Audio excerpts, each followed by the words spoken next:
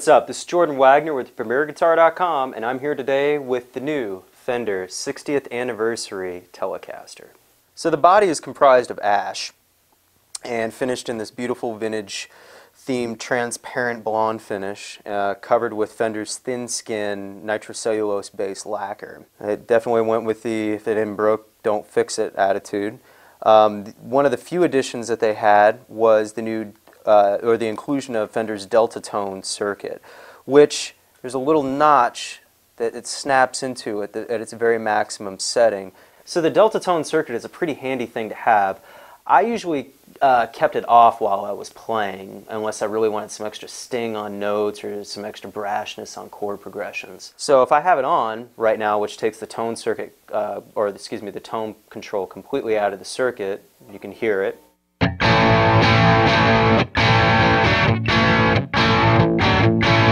You can hear that extra bit of attack and that snap on it, whereas if it's out,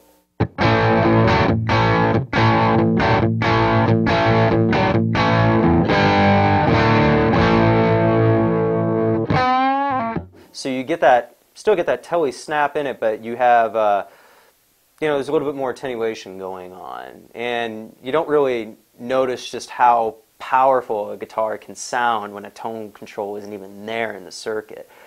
People have been using this trick for quite a while to take their tone pots out of their guitars, and they'll take a little bit of clear nail polish and put it on the inside, little inside contact. So right at that point when the tone control is all the way up at 10, the contacts aren't touching each other because there's that clear nail polish in between, thus it takes it out of the circuit, and you get the tone of the pickup wired directly to the volume control going straight out of the output jack. And that's basically what this is doing. The pickups are American Standard Telecaster pickups. Instead of having a traditional 3-saddle bridge with each piece made out of brass, this particular Tele has a 6-saddle bridge with stamped steel, bent steel saddles and a brass plate. So the neck is a standard 25.5-inch Fender scale length, 22 frets, and a modern C shape with a 9.5-inch radius on it. It's a little bit different from vintage Telecasters of the early 50s that had a much deeper, almost baseball bat-like quality to their necks. The neck is joined with a 60th anniversary neck plate. So the tuners are standard American Standard Telecaster tuners. And the neck, while having a finish on it, is not quite a gloss finish, but it still has a little bit of friction and tackiness to the touch when playing it.